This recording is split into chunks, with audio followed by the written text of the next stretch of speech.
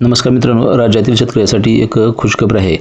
आता महाराष्ट्र राज्याच्या महसूल विभागाने राज्यभर जीवन सातबारा मोहीम सुरू करण्याचा निर्णय घेतला आहे।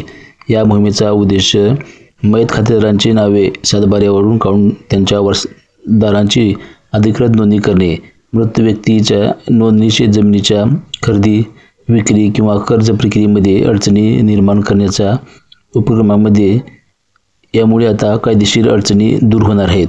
तर आपण सविस्तर माहिती पाहूया।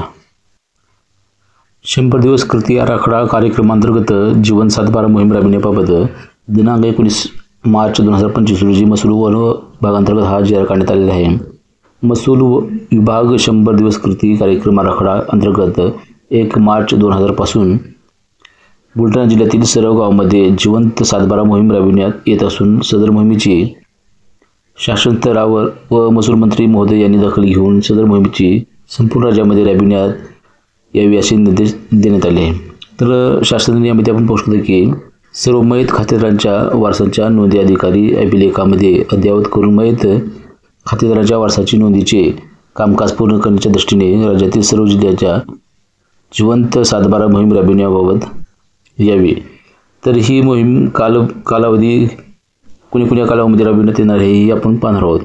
तर 1/4/2025 ते 5/4/2025 ग्राम महसूल अधिकारी तलाठी यांच्या सज्जा अंतर्गत येणाऱ्या गावामध्ये चावडी वाचन करून न्यायप्रविष्ट प्रकरणे सोडून गावनिहाय मयत खातेदारांची यादी तयार करणे व तसेच 6/4/2025 ते 20/4/2025 वारसासंबंधी आवश्यक कागदपत्रे, मृत्यू दाखला, वारसाबाबत राज्य प्रतिज्ञालेख, स्वयंघोषणापत्र, पोलीस पाटील, सरपंच, ग्रामसेवक यांचा दाखला, सर्व वारसाची नावे, वय, पत्ते व मोबाईल क्रमांक, रहिवास याबाबत पुरावा ग्राम महसूल अधिकारी व तसेच तलाठी यांच्याकडे सादर करणे। ग्राम महसूल अधिकारी स्थानिक चौकशी करून मंडळ अधिकारी यांच्याशी मार्फत वारसा ठराव फेरफार